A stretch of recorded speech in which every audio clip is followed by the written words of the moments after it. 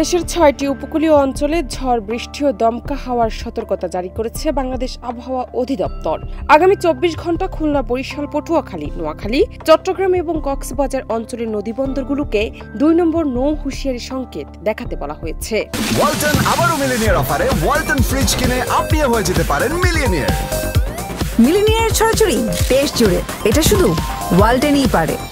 এসব অঞ্চলের উপর দিয়ে দক্ষিণ বা দক্ষিণ পূর্ব দিক থেকে ঘন্টায় ৬০ থেকে ৮০ কিলোমিটার বেগে অস্থায়ীভাবে ঝড়ো হাওয়া বয়ে যেতে পারে। এ সময় ভারী বৃষ্টিপাত এবং বজ্রসহ বৃষ্টির সম্ভাবনা রয়েছে।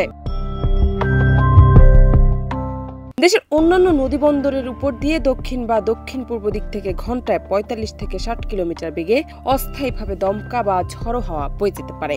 সে সঙ্গে বৃষ্টি বা বজ্রসহ বৃষ্টির সম্ভাবনা রয়েছে। এসব অঞ্চলের নদীবন্দরগুলোকে ১ নম্বর সতর্ক সংকেত দেখাতে বলা হয়েছে। আবহাওয়া অধিদপ্তরের পূর্বাভাস অনুযায়ী আগামী ২৪ ঘণ্টা দেশের ৮টি বিভাগের রংপুর, রাজশাহী, ময়মনসিংহ, ঢাকা, খুলনা, বরিশাল, চট্টগ্রাম ও সিলেট অধিকাংশ এলাকায় হালকা থেকে মাঝারি ধরনের বৃষ্টি অথবা বজ্রসহ বৃষ্টি হতে পারে। কোথাও কোথাও মাঝারি ধরনের ভারী থেকে অতি ভারী বর্ষণের সম্ভাবনা রয়েছে। জান্নাত নিপু, দেশ রূপান্তর।